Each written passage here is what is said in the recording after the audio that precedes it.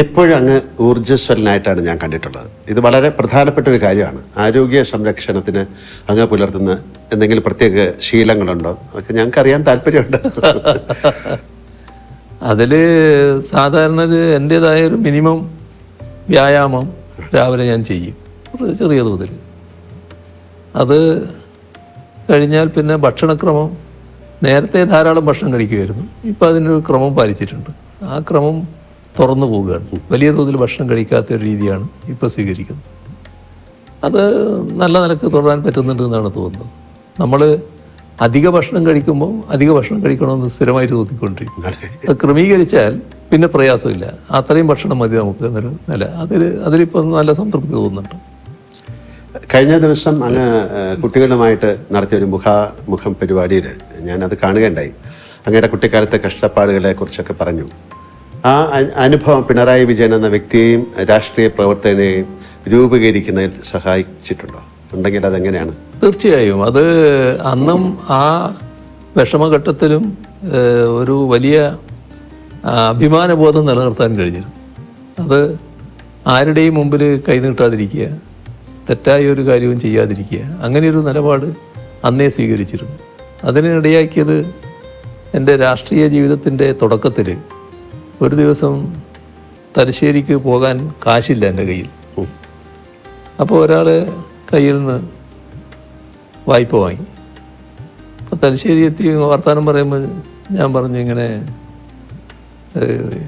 25 പൈസ വായ്പ വാങ്ങിയിട്ടാണ് വന്നത് ഇന്ന്. അപ്പോൾ എന്നെ ഇഷ്ടപ്പെടുന്ന അന്നത്തെ ഒരു പാർട്ടി നേതാവുണ്ട്, അരിയാക്കണ്ടി അച്ഛൻ എന്ന് പറഞ്ഞിട്ട്.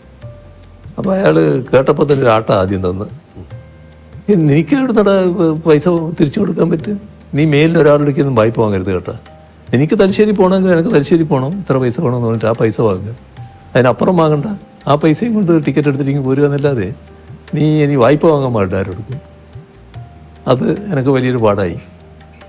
പിന്നീട് ഒരു വായ്പയും ആരുടെക്കൊന്നും വാങ്ങേണ്ടി വന്നിട്ടില്ല.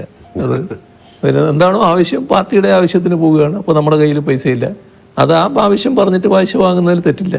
അതിന് മാത്രം അത് നിറവേറ്റുക. ആ നിലയാണ് പിന്നീട് സ്വീകരിച്ചു വന്നത്. ചില കാര്യങ്ങൾ, ഇത്തരം ചില ചെറിയ ചെറിയ കാര്യങ്ങളിലൂടെ നമുക്കൊരു വലിയ പാഠമായിട്ട് മാറും. അതാണ് വന്ന് മാറിയത്. രാഷ്ട്രീയം കഴിഞ്ഞാൽ അങ്ങേക്ക് ഇഷ്ടമുള്ള മേഖലകൾ ഏതൊക്കെയാണ്?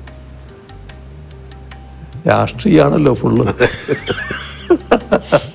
അതേസമയം പിന്നെ മറ്റ് കലാപരിപാടികളൊക്കെ കാണുന്നതിന് എനിക്ക് വേറെ വിഷമമൊന്നുമില്ല. അതൊക്കെ ഞാൻ സാധാരണ കാണാറുണ്ട്, നല്ല രീതിയിൽ ആസ്വദിക്കാറുണ്ട്. പിണറായിയിൽ ജനിച്ച വിജയൻ സഖാവ് എന്നല്ലാതെ വീട്ടുകാരും ബന്ധുക്കളും മാത്രം വിളിക്കുന്ന എന്തെങ്കിലും വിളിപ്പേര് ഉണ്ടായിരുന്നോ? ഇല്ല, നേരത്തെ ഇല്ല. പക്ഷെ എനിക്കൊരു പേര് പിന്നെ എൻ്റെ ഒരു അധ്യാപകൻ ഇട്ടിരുന്നു. അന്നത്തെ അധ്യാപകർ വളരെ പ്രത്യേകതയാണല്ലോ, കുട്ടികളെ വല്ലാതെ ഉൾക്കൊള്ളുന്നവരാണ്. അതെ, അല്ല ഇന്നും അധ്യാപകർ അങ്ങനെ തന്നെ. അപ്പോൾ അദ്ദേഹം ഇട്ട പേര് മുഖ്യസ്ഥൻ. അത് ശരി. അപ്പോൾ അതൊരു തിരിപ്പേരായിട്ട് ചിലർ വിളിക്കുമായിരുന്നു, മുഖ്യസ്ഥൻ എന്ന് വിളിക്കുമായിരുന്നു. ഇപ്പം സ്കൂൾ കാലത്തെ കുറിച്ച് പറഞ്ഞുകൊണ്ട് ചോദിക്കുകയാണ്, പിണറായിയിലെ വീട്ടുമുറ്റത്ത് ഓടിക്കളിച്ചിരുന്ന വിജയൻ എന്ന ബാലന് മുഖ്യമന്ത്രി കസേരയിൽ ഇരുന്ന് തിരിഞ്ഞു നോക്കുമ്പോൾ എന്ത് തോന്നുന്നു? അതിൻ്റെ ഒരു ഭാഗമാണ് ഞാൻ നേരത്തെ പറഞ്ഞത്. നമ്മളൊരു വളരെ സാധാരണക്കാരനായിട്ടുള്ള ഒരു മനുഷ്യൻ, ഇപ്പോഴും ഗ്രാമീണമായിട്ടുള്ള പല സ്വഭാവങ്ങളും വെച്ച് പുലർത്തുന്ന ഒരാൾ, അതിൻ്റെ എല്ലാ പരിമിതികളോടും കൂടി ഇത്രയും ഉന്നതമായ സ്ഥാനത്ത് എത്താൻ കഴിഞ്ഞത് അത് എൻ്റെ പാർട്ടിയുടെ പിന്തുണ കൊണ്ടാണ്. പാർട്ടിയാണ് എന്നിൽ മുഴുവൻ വിശ്വാസം അർപ്പിച്ചിട്ടുള്ളത്. അതിൻ്റെ ഭാഗമായിട്ടാണ് ഇതെല്ലാം ആയി മാറാൻ എനിക്ക് കഴിഞ്ഞിട്ടുള്ളത്. ഈ ഉന്നതമായ സ്ഥാനം വഹിക്കാൻ പ്രാപ്തനാണോ ഞാൻ എന്നത് എല്ലാ ഘട്ടത്തിലും ഞാൻ ആലോചിച്ചു കൊണ്ടിരിക്കുന്ന കാര്യമാണ്. പക്ഷേ നിർവഹിക്കാൻ കഴിയുന്നുണ്ടെന്നാണ് മറ്റുള്ളവരൊക്കെ പറയുന്നത്. ആ നിലക്ക് നിർവഹിക്കുക.